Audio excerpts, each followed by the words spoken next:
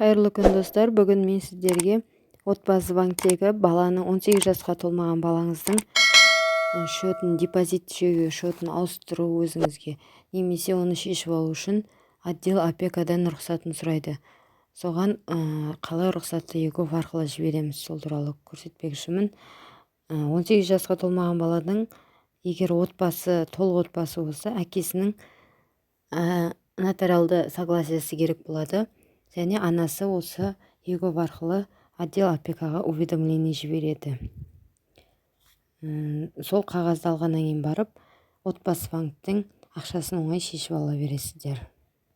Егер ол 10 жасқа толған бала болса, өзінің рұқсатынсыз шешіле береді. Ал 10 жастан асқан бала болса, баланың рұқсаты керек болады. Осы жерде бірінші бетте семья бөлімінен басамыз. Осы жерде және төменгі жағында опека, попечительство и поддержка деген. Және выдача справок для распоряжения имущества деген жерге барасыз.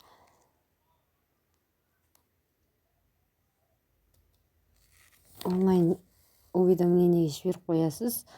Және ол бір күннің ішінде ответі келеді. Осы жерде анасының атынан жіберіледі ЭЦП ключімен. Және соның барлық данныйлары шығып тұрады. От кого дегенге родитель, егер ата-анасы болсаң, или опекун болсаңыз, екіншісін таңдайсыз. Родитель бөлімін таңдаймыз. Вид справок. Енді осы жерде сіз қай балаңыздың ақшасын шешейін деп тұрсыз, соны таңдайсыз, выбрать деп. Және закрыть десеңіз, келесі вид справок. Қайда керек бұл справка? Мен жағдайымда банкке деп, отбасы банкке керек. Және цел сделки. Біріншісін таңдаймыз.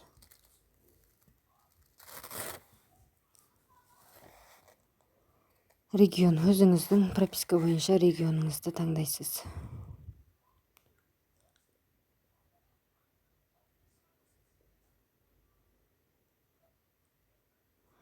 Және наименование банка дегенге сіз справканы қай банкке апарайын деп тұрсыз, сол банктың атын жазасыз. Мен отбасы банктің атын жазамын.